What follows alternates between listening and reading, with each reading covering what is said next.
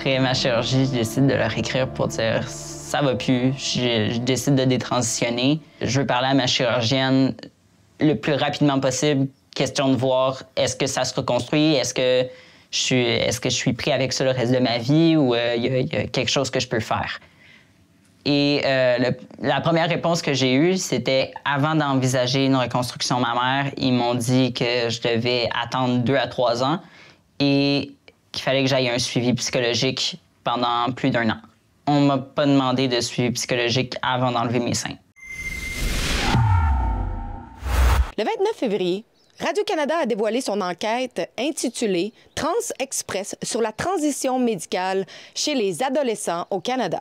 Tout au long du reportage, plusieurs adolescents ont partagé leur expérience quant au début de leur transition ou détransition et aux impacts permanents avec lesquels ils doivent désormais vivre. Que ce soit des changements de voix ou une double mastectomie, ces jeunes ont souligné le manque d'évaluation reçue de la part de professionnels avant de subir des traitements supposément pour affirmer leur genre. Vers 2015, sur Internet, elle pense avoir trouvé la cause de son mal de vivre.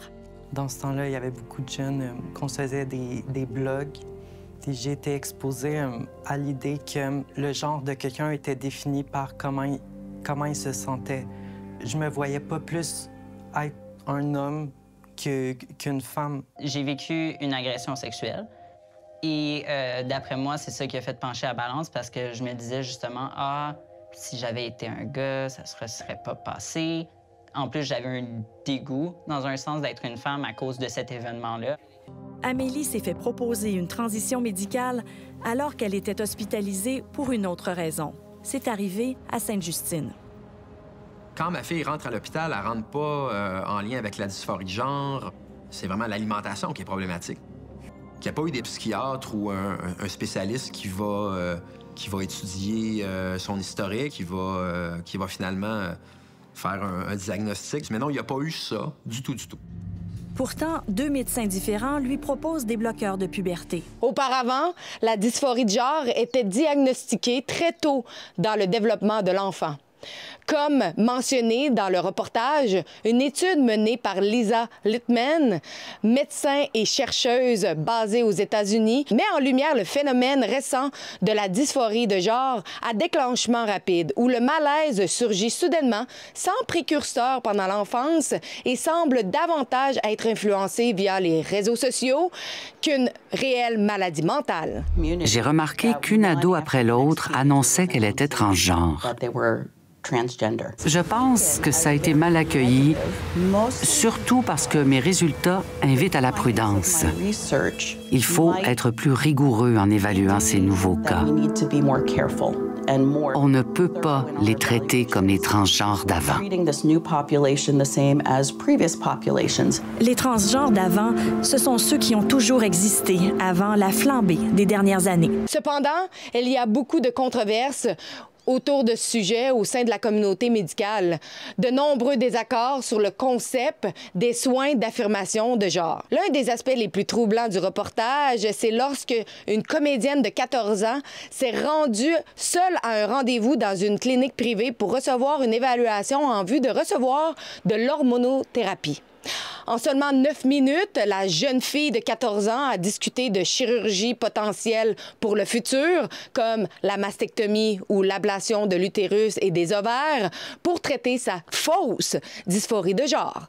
Et s'est vue prescrire de la testostérone sans consentement éclairé approprié.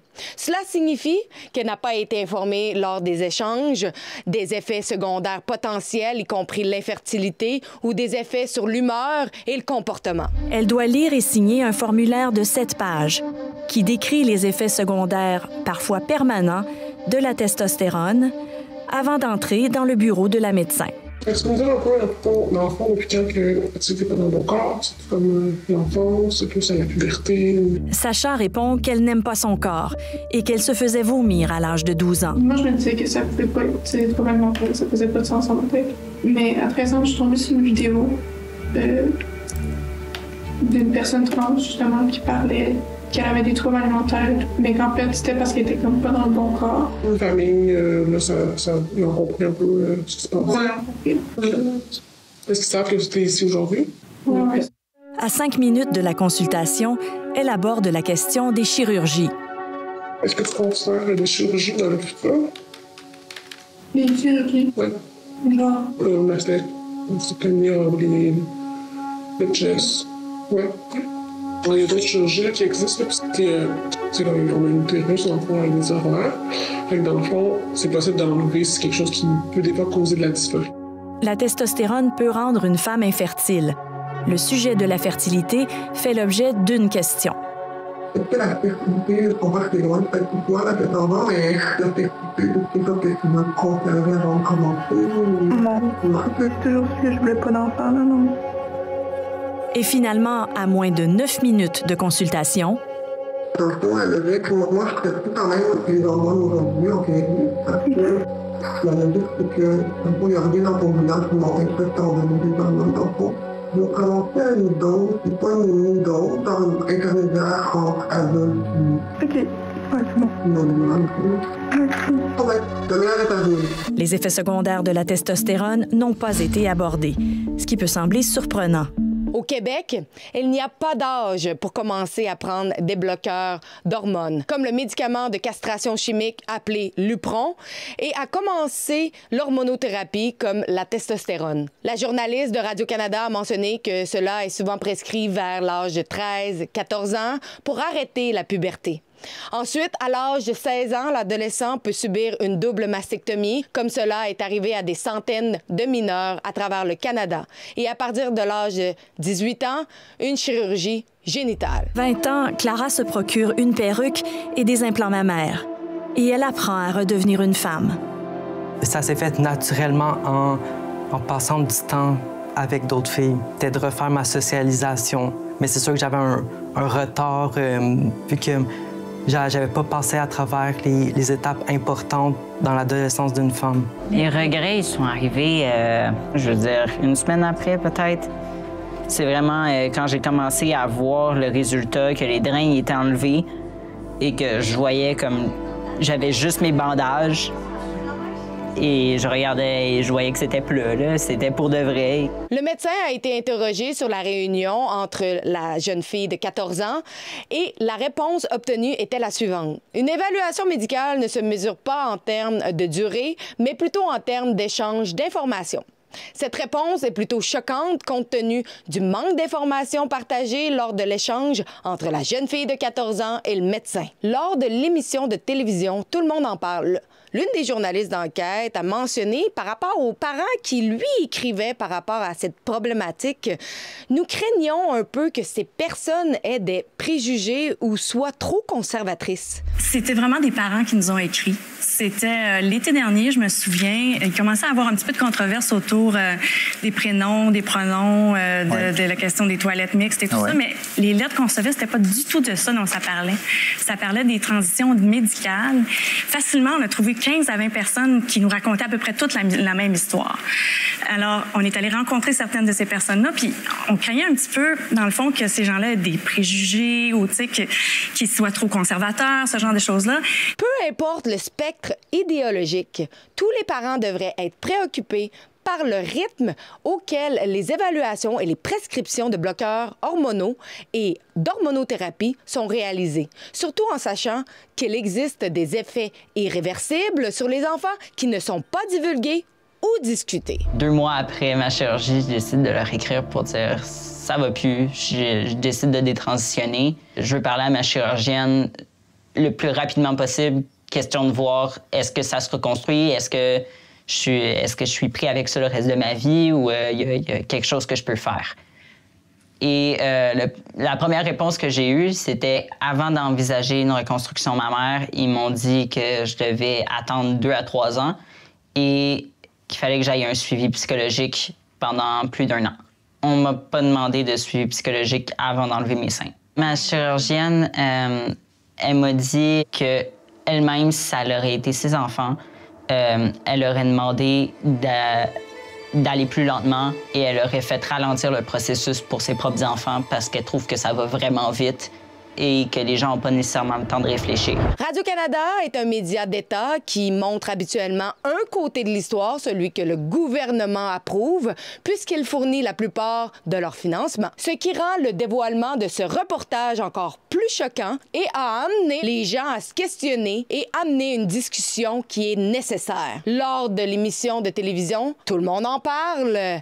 L'animateur a même mentionné à la journaliste que des professionnels qui pratiquent la médecine transaffirmative affirment que votre reportage ne fait que polariser le débat et stigmatiser les individus qui s'identifient comme transgenres et non-binaires. D'autres vous accusent carrément d'encourager un discours transphobe. Pascal, des professionnels qui pratiquent en médecine transaffirmative affirment que votre reportage ne fait que polariser le débat et stigmatiser les individus qui s'identifient comme transgenres ou non-binaires. D'autres vous reprochent carrément d'encourager un discours transphobe. Qu'est-ce que vous leur répondez? Oui, j'ai vu ça dans les derniers jours. C'est pas... Oui. C'est drôle parce que les parents qui sont venus nous voir, ils sont venus nous voir parce qu'ils voulaient pas être récupérés par des médias de droite. Il y en a plusieurs qui disaient, moi, j'aurais le goût de parler, là, des médias que je nommerai pas nécessairement, là. Moi, j'aurais le goût de parler, mais je veux pas être récupéré par un média qui va utiliser ça pour faire avancer une cause sociale ou un agenda de droite. Alors, il y avait l'impression qu'en venant avec nous à Enquête, puis à Radio-Canada, qu'on était plus neutre. Ils ont quand même douté de notre capacité d'arriver à faire ce reportage-là, mais ils se disaient, bon, ben au moins, là, on va être en terrain plutôt neutre et vous allez faire une enquête. C'est ça qu'on veut, dans le fond, c'est de voir comment ça se passe au Québec, tu sais. Alors, c'est un peu dur d'entendre ça, mais moi, je pense que vraiment, on l'a fait avec les bonnes raisons. Tu sais, notre journaliste à la recherche, Michael Dudjans, il a trouvé des études qui nous permettaient d'avancer et de faire comprendre le sujet un petit peu mieux. Puis voilà, je pense que c'est pas une position confortable pour une journaliste d'enquête. Non, je peux comprendre, mais on peut aussi aller le voir. Ce reportage est-il vraiment transphobe et stigmatisant? Ou est-ce le début d'une conversation plus large et nécessaire sur le concept des soins affirmatifs de genre et les chirurgies subséquentes qui semblent causer beaucoup plus de tort dans la société qu'autre chose?